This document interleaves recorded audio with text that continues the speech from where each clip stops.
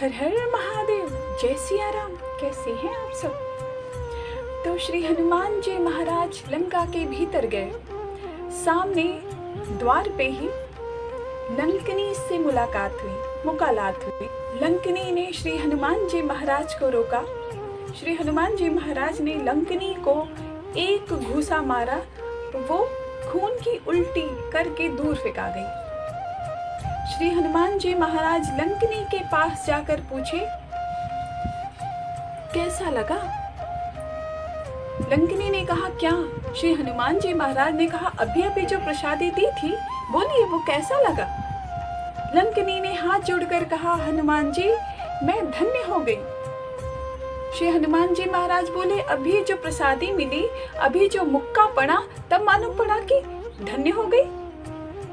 लंकनी ने कहा, नहीं श्री हनुमान जी, यही तो आपका पहचान पत्र था। ब्रह्मा जी जब रावण को वरदान दिए थे, उसी समय मैं भी वहां थी और लौटते समय ब्रह्मा जी ने मुझे बुलाकर कहा था कि लंकनी, जिस समय किसी वानर के मार से तू व्याकुल हो जाए, समझ लेना निशाचरों का अंत निकट आ गया है। लंकनी ने कहा, श्री हनुमान जी, प्रबसी नगर की जय सब काजा, हृदय राख कौशलपुर राजा, गरल सुधारि पुकारहि मिताई, गोपद सिंधु अनल सितलाई, गरुड़ सुमेरु रेन समताही, राम कृपा कर चितवा जाही। तो लंकनी ने कहा कि श्री हनुमान जी महाराज, जाइए, आप लंका में जाइए और प्रभु श्री रामचंद्र का काज कीजिए। आपको रोकने वाला कौन हो सकता है? आपको कोई रोक नहीं सकता। प्रभु श्री राम को अपने मन में बैठाइए और अपना काम करिए। श्री हनुमान जी महाराज लंका के भीतर गए। घूम घूम कर चारों ओर देखते हैं, जहाँ देखते हैं वहाँ वीर योद्धा दिखाई पड़ते हैं, हर तरफ वीर योद्धा दिखाई पड़ते हैं। श्री हनुमान जी महाराज रावण के शयन कक्ष में गए। वहाँ रावण मदिरा पीकर सो रहा था।